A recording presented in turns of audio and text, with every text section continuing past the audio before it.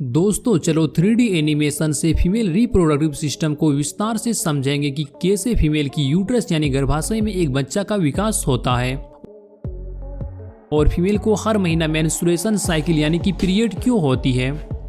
दोस्तों ये फीमेल की रिप्रोडक्टिव सिस्टम है। फीमेल रिप्रोडक्टिव सिस्टम का सबसे मेन ऑर्गन ये ओवरी यानी अंडाशय है। हर फीमेल में 2 ओवरी होती है जो फीमेल एग का प्रोडक्शन करती है।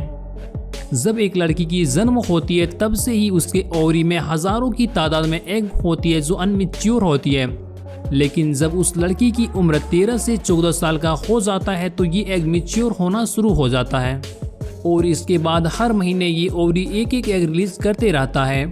यहाँ पर आपके दिमाग में सवाल आया होगा कि क्या हर महीना ये दोनों ओवरी एक एक एग को रिलीज करता है?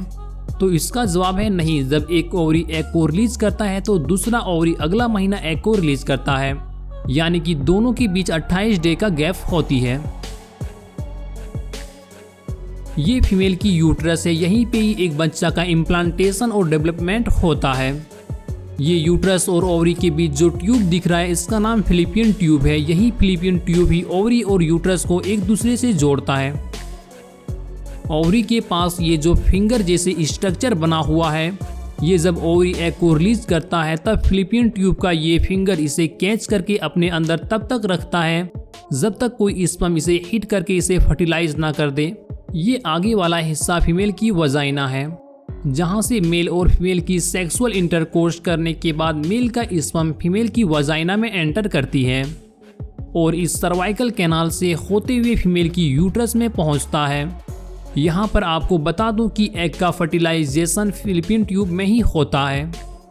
अब ये स्पर्म आगे बढ़ते हुए फिलिपियन ट्यूब में पहुंचकर एग को फर्टिलाइज करता है और यहाँ से जाइगोट डिवाइड होकर एक एम्ब्रियो बनाता है। अब ये एम्ब्रियो फिलिपियन ट्यूब से होते हुए यूट्रस में चला जाता है। यहाँ पर और एक बात ध्यान देने वाली है कि जब ओवरी एग को रिलीज करने वाली होती है उससे कुछ दिन पहले यूट्रस की दीवार में एक मसल का लेयर बनना शुरू होती है।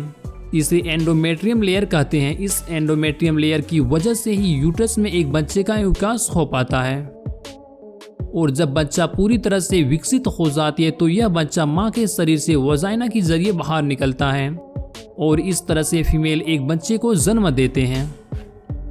आइए अब जानते हैं कि फीमेल की मेंस्ट्रुएशन साइकिल यानी पीरियड क्यों आते हैं। जैसे कि हम सबको पता है कि अधिकतर फीमेल का मेंस्ट्रुएशन साइकिल यानी कि पीरियड 28 दिन का होता है।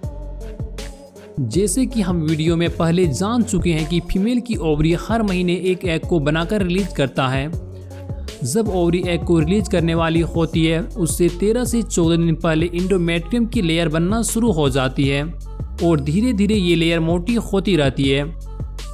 जब ओवरी एग को रिलीज करती है तो फिलिपियन ट्यूब में ये एग 1 से 2 दिन तक स्पर्म का वेट करता है और जब कोई स्पर्म इसे हिट नहीं करता है तब फिलिपियन ट्यूब इसे यूट्रस में भेज देती है, जहाँ पर ये एग यूट्रस की दीवार से चिपक कर रहने लगता है लगभग 28 दिन तक। जब यूट्रस में कोई भी एम्ब्रियोनिक प्रोसेस नहीं होती है तब यूट्रस एंडोमेट्रियम की लेयर को तोड़कर वजाइना की रास्ते से बाहर निकलना शुरू कर देता है। एंडोमेट्रियम की लेयर ब्लड वेसल से बने होने की वजह से ये जब वजाइना की रास्ते से बाहर निकलता है तो इसके साथ कुछ ब्लड और एग भी बाहर निकल जाता है। ये प्रोसेस 4 से 5 दिन तक चलता है। इसे ही फीमेल का मेंस्ट्रुएशन साइकिल यानी कि पीरियड कहते हैं। तो दोस्तों ये वीडियो आपको कैसे लगा कमेंट करके ज़रूर बताना। वीडियो को लाइक, चैनल को सब्सक्राइब ज़रूर करना। मिलते हैं नेक्स्ट टॉपिक में।